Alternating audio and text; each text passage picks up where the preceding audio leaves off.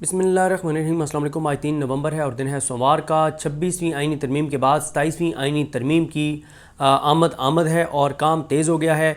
2 इजलास बुला लिए गए हैं, नोटिफिकेशंस हो गए हैं। एक कौमी असम्बली का इजलास और दूसरा सेनेट का इजलास। सेनेट का इजलास कल है और कौमी असम्बली का इजलास परसों है। दोनों 5-5 बजे ये इजलास बुलाए गए हैं और काम 27वीं आइनी तरमीम पे तेज़ हो गया है। शर्तें लगना शुरू हो गई हैं कि क्या होगा। नून लीग सपोर्ट करेगी 27वीं आइनी तरमीम को, नहीं करेगी। पीपल्स पार्टी करेगी, नहीं करेगी। अभी तक तो पाकिस्तान के लोग, क्योंकि इमरान खान ने, आपको वो लतीफ़ा याद होगा जो मैंने सुनाया था कि इमरान खान ने पाकिस्तानी कौम की आंखों का ऑपरेशन कर दिया है और पाकिस्तान की कौम को जो चीज़ें दिखाई नहीं देती थी, अब वो पाकिस्तानी कौम वो चीज़ें देख सकती है। और इसकी वाज़ेह मिसाल ये है कि शफ़क़त अयाज़ जो इमरान खान के बड़े जारहाना खिलाड़ी हैं KPK से, उन्होंने अपने ट्विटर पे एक पोल क्रिएट किया और उसमें उन्होंने सख्त बात लिखी। ज़ाहिर है मैं उसको पढ़ देता हूँ, कोई ये ना समझे कि मेरी राय है। ये शफ़क़त अयाज़ साहब का ट्वीट है। कहते हैं कि नवाज शरीफ के खून में 3% गैरत भी बाकी हुई तो वो इस 27वीं तरमीम की हमायत नहीं करेगा। आपको इस हवाले से क्या लगता है? ये शफ़क़त अयाज़ साहब ने ये पोल क्रिएट किया है और जो ये उन्होंने पोल क्रिएट किया है, इस पोल के ऊपर अब तक जो मिनिमम जिस उस पे गया वो 95% था। 95% लोगों ने कहा कि नवाज शरीफ हर सूरत में इस आइनी तरमीम को सपोर्ट करेगा और मिनिमम 95 पे गया और मैक्सिमम 97% पे गया। अभी ये इस दरमियान में है। नून लीग वाले भी आके उधर कोशिश कर रहे हैं कि वो कहें कि नहीं नहीं, नवाज शरीफ साहब नई तरमीम को सपोर्ट करेंगे, लेकिन 95% पाकिस्तान के लोग, पाकिस्तान से ताल्लुक़ रखने वाले वो लोग जो ट्विटर पे उस पोल को वोट दे रहे हैं, वो ये कह रहे हैं कि नवाज शरीफ हर सूरत में इस आइनी तरमीम को वोट करेगा और सपोर्ट करेगा। अब आ जाए आज, क्योंकि 3 नवंबर है। इमरान खान साहब पर कातलाना हमला हुआ था आज से 3 साल पहले। आज तक इमरान खान साहब की FIR दर्ज नहीं हो सकी।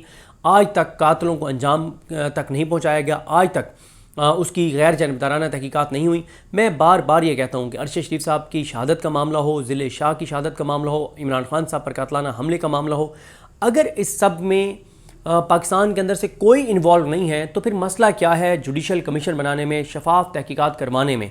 अगर मुझे कोई कहता है कि तुमने ये काम किया है तो मैं कहूँगा कि आप अपनी मर्ज़ी का 10 रुकनी कमीशन बनाओ, तमाम TV चैनल्स पे लाइव दिखाओ और मेरा एहतसाब करो। मैं तैयार हूँ, क्योंकि मैंने ऐसा कुछ किया नहीं है। भाई आप क्यों नहीं इमरान खान साहब के कत्ल की गैर जानबदाराना तहकीकात होने देते? क्यों नहीं आप अरशद शरीफ साहब की शहादत के ऊपर गैर जानबदाराना तहकीकात होने देते? ज़िले शाह के ऊपर क्यों तहकीकात नहीं होती? और बहुत सारी चीज़ें हैं।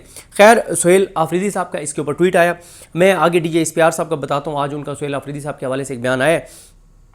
सुहेल आफरीदी साहब कहते हैं कि आज से 3 साल पहले इसी तारीख पर पाकिस्तान और पाकिस्तानियों के लिए जिस अजीम इंसान ने सब कुछ कुर्बान कर दिया, उसी इमरान खान साहब की जान लेने की कोशिश की गई थी। सवाल हमेशा यही रहेगा कि 3 नवंबर, 9 मई और 26 नवंबर को गोली क्यों चलाई? हमें सब याद है, बस तुम याद रखना। इससे आपको आप ज़रा अल्फाज पे गौर करें। 3 नवंबर, 9 मई, 26 नवंबर को गोली क्यों चलाई? हमें सब याद है, बस तुम याद रखना। ये चीज़ ये बताती है कि चीज़ें ठीक नहीं हैं। बल्कि मैं आपको 2 और भी, मैं उनके भी आपके सामने पढ़ देता हूँ जो उनके ट्वीट हैं। एक वो भी है इसका, एक जो ISF के जो सदर हैं अमजद, उनका एक ट्वीट है और एक जो है वो एक और भी ट्वीट है। उससे ज़रा आपको ना इस वक्त PTI के अंदर जो नौजवान क़यादत है, चाहे वो ISF की है, चाहे वो यूथ की है, चाहे वो KPK की है, उनकी आपको पता चलता है कि उनके सेंटिमेंट्स क्या हैं और वो चीज़ों को किस तरफ लेकर जा रहे हैं। ये भी शफ़क़त अयाज़ का ट्वीट है।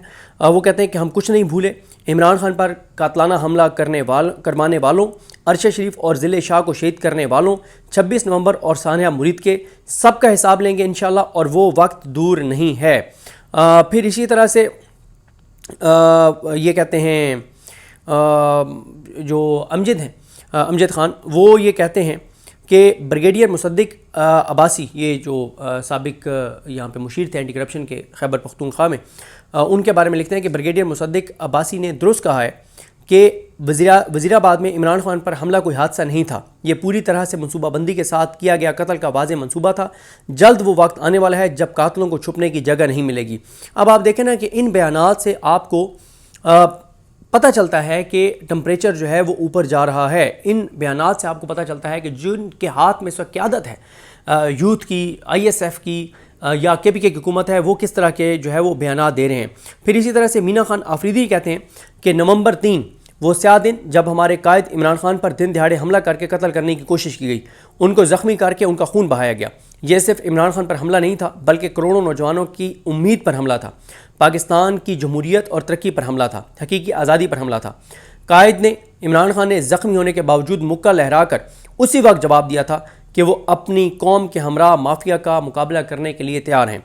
अच्छा, इसी तरह से जनाब आगे आते हैं आप DGI इस्पियार साहब की जो सहाफ़ियों से मुलाकात है, उसको जो रिपोर्ट किया गया उसमें, अच्छा मैं एक चीज़ आपको बता दूं कि कल क्योंकि मंगल है, इमरान खान साहब से मुलाकात का दिन है, तो सवाल यह है कि कल इमरान खान साहब की मुलाकात कराई जाएगी नहीं कराई जाएगी। मुझे तो नहीं लगता कि कराई जाएगी, लेकिन मसला ये नहीं है कि ये निज़ाम तो तय कर चुका है ना, वो तो मुनीर फारूक बता चुके हैं कि तुम्हारी ऐसी की तैसी, और उस पर शफीउल्लाह जान ने जवाब में कहा कि फिर तुम लोगों की भी ऐसी की तैसी, हम तुम्हें देख लेंगे। लेकिन सवाल यह है कि इमरान खान साहब ने कहा था कि मेरे साथ जो मुलाकातें नहीं कराई जाती उस पर आप अदालतों पर दबाव बढ़ाएं और जाके अदालतों में बैठ जाएँ। आप इमरान खान साहब की बहन डॉक्टर उज़मा साहिबा ने या नूरीन नियाज़ी साहिबा ने या अलीमा खानम साहिबा ने, किसने, आप ये बयान निकाल के देख लें। इमरान खान ने कहा कि जाकर अदालतों में बैठ जाएं। ये किसी ने बहरहाल ये अंदर से आके इमरान खान का पैगाम दिया था। आज सोमवार का दिन गुजर गया है, किसी एक अदालत में, ना इस्लामाबाद हाई कोर्ट में, ना सुप्रीम कोर्ट में, तहरीक इंसाफ का कोई रहनुमा, कोई लीडर, कोई MNA, कोई MPA, कोई टिकट होल्डर, कोई वकील, कोई ILF, कोई बंदा नहीं गया किसी अदालत में केस लगवाने के लिए, अलकादिरो या दीगर।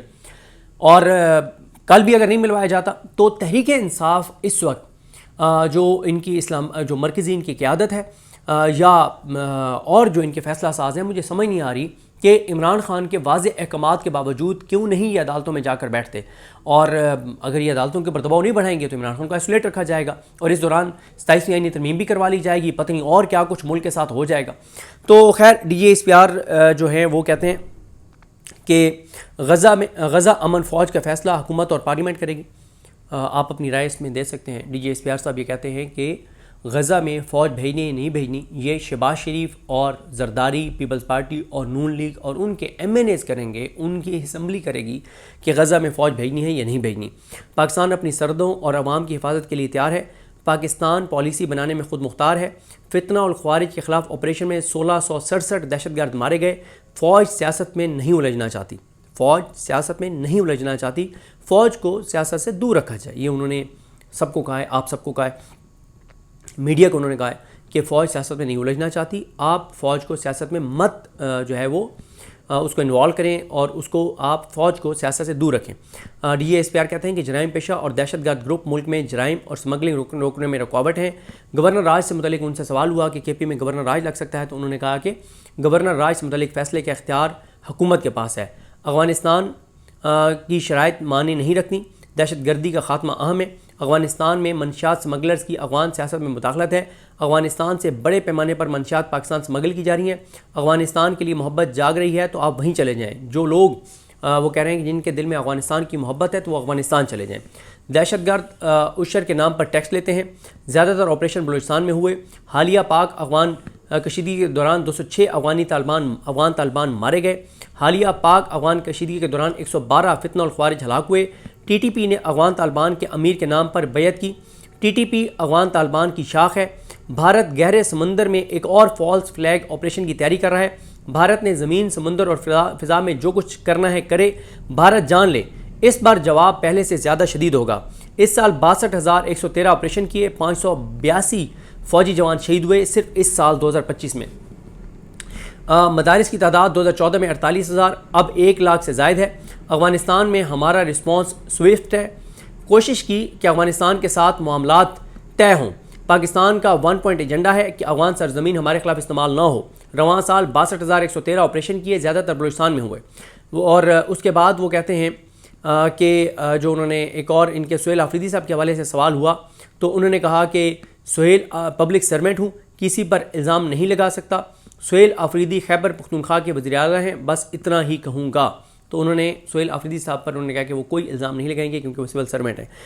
27 यानी तरमीम के हवाले से कुछ अहम पॉइंट्स जो सहाफ़ी उसके ऊपर बात कर रहे हैं। मतिउल्लाह जान साहब कहते हैं कि हुकूमत जस्टिस अमीनुद्दीन खान के आइनी बेंच को टॉयलेट पेपर की तरह इस्तेमाल करके फेंकने जा रही है।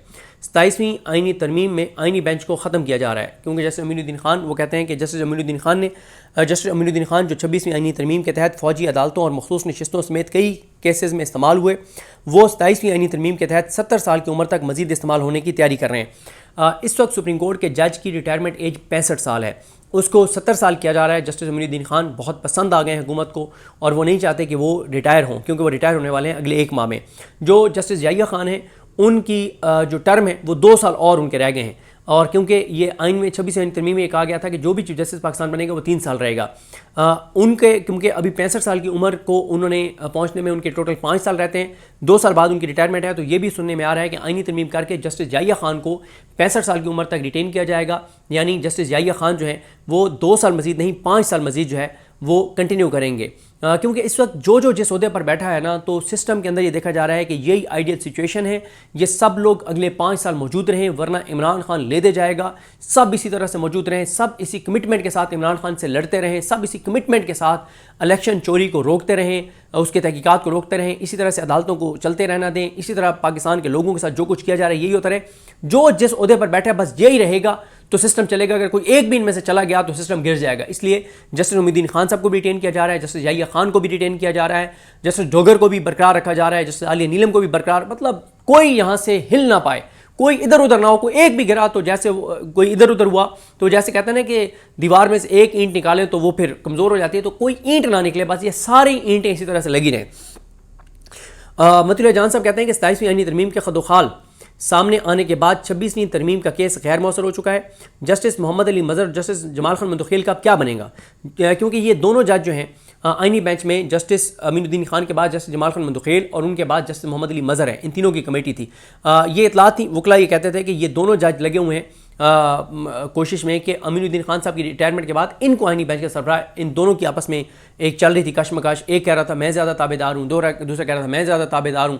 तो इनमें से दोनों की एक वकील कहते हैं कि लड़ाई चल रही थी और कोशिश चल रही थी कि कौन ज़्यादा ताबेदार है इस सिस्टम का जिसको आइनी बेंच का सरबराह बनाया जाए। तो मतीउल्लाह जान साहब कह रहे हैं कि अब इन दोनों में का क्या बनेगा बेचारों का, क्योंकि अमीनुद्दीन खान तो कंटिन्यू करने जा रहे हैं और वो तो आइनी अदालत बन रही है।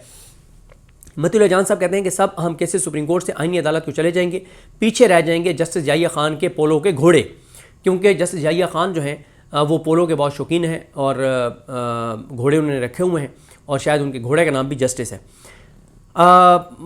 मतीउल्लाह जान साहब कहते हैं कि अगर इनके पास इख्तियार होता, अच्छा नहीं ये और ट्वीट है।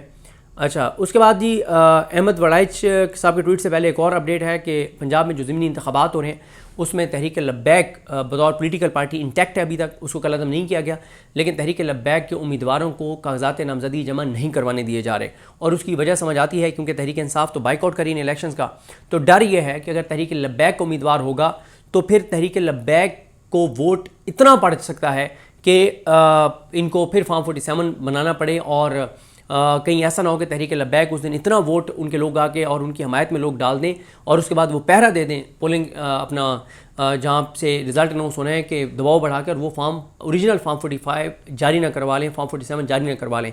तो तहरीक लब्बैक के उम्मीदवारों के टिकट जो है वो बताया जा रहा है कि वसूल नहीं किए जा रहे और इस पर तहरीक लब्बैक ने एक अलामिया भी जारी किया है। अहमद वड़ाइच कहते हैं कि कानून के वज़ीर अकील मलिक परसों तक कह रहे थे कि 27वीं तरमीम पर अभी काम नहीं हो रहा। बिलावल जरदारी ने आज तफसील बताई कि फ़लाँ काम करना है।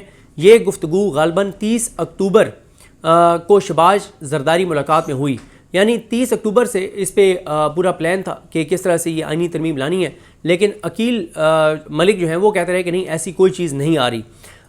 फिर वो कहते हैं कि नून लीग के वज़रा को कुछ नहीं बताते, नून लीग के लोग वज़रा को कुछ नहीं बताते, बस इतना बताते हैं कि बस जाओ वोट डालो और सो जाओ। फिर फैसल वोडा साहब का भी बयान आ गया कि आसिफ जरदारी और बिलावल जरदारी की मौजूदगी में 27वीं तरमीम इंतहाई आसानी से होने जा रही है।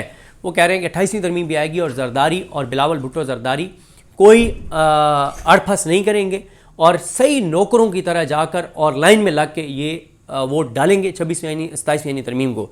मोहम्मद अच्छा, इसके बाद हसनात मलिक साहब कहते हैं कि अदलिया के सरबराह जस्टिस जाहिया खान अफरीदी मुकम्मल तौर पर सरेंडर कर चुके हैं। हसनात मलिक साहब ने और मतुल जान साहब हसनात मलिक साहब ने तो ये भी कहा है कि अब जजेस के पास सिर्फ एक इख्तियार रह जाएगा, दुआ देने का या बद्दुआ देने का, इसके अलावा उनके पास कुछ नहीं रहेगा।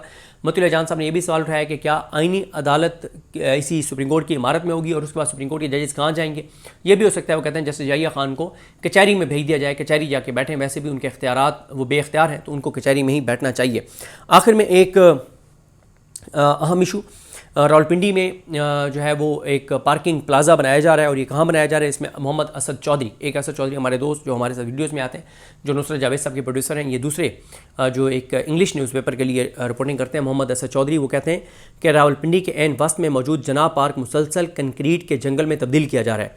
पहले कई बड़े फूड चेन्स सिनेमा इस पार्क की ज़मीन पर बन चुके हैं, अब उसका कुछ हिस्सा जना पार्क पर बनने वाले अंडरपास, जबकि काफ़ी बड़ा पोर्शन पार्किंग प्लाजे में तब्दील हो जाएगा। पता नहीं हम ग्रीनरी से इतनी नफ़रत क्यों करते हैं। तो बड़ी एक तकलीफ़ दे जो है वो सूरत हाल है। जिस तरह से मैंने आपको अर्ज़ किया है कि पार्क की ज़मीन के ऊपर अंडरपास भी बन रहा है ग्रीनरी ख़त्म करके, और पार्किंग प्लाजा भी बनाया जा रहा है। उन्होंने दुरुस्त कहा कि ये जो पार्क होते हैं ये शहर के लंग्स का काम करते हैं, और ये जिस तरह से पहले लाहौर के सीने में इन्होंने सरिया और सीमेंट ठोका है, अब ये यहाँ पे भी ठोक रहे हैं, पिंडी में भी, पिंडी के सीने में सरिया और कंक्रीट। और होगा वही कि जैसे लाहौर इस वक्त सांस लेने के काबिल नहीं रहा, इंसानों के रहने के काबिल नहीं रहा लाहौर, इसी तरह से पिंडी भी नहीं रहेगा। इस वक्त जो लाहौर की एयर क्वालिटी है, दुनिया के किसी महज़ब मुआशरे में इस तरह से होता तो वहाँ पे हर चीज़ बंद हो गई होती और पता नहीं एक क़यामत बर्पा हो जाती। लेकिन ज़ाहिर है पाकिस्तान के लोगों के बारे में, पाकिस्तान के हुक्मरानों का ये ख्याल है कि वैसे भी तो इन्होंने कोई भूख से मर जाएगा, कोई ख़ुदकुशी कर लेगा हालात से तंग आके, तो ठीक है, अगर स्मोक से, सांस लेने से इनकी ज़िंदगियाँ कम होती हैं तो हमें और क्या चाहिए। अल्लाह ताला पाकिस्तान पर रहम करें, दुआई की जा सकती है। मुझे अपनी दुआ में याद रखें। अल्लाह करीम हम सब का हामी नासरो। अल्लाह हाफ़िज़।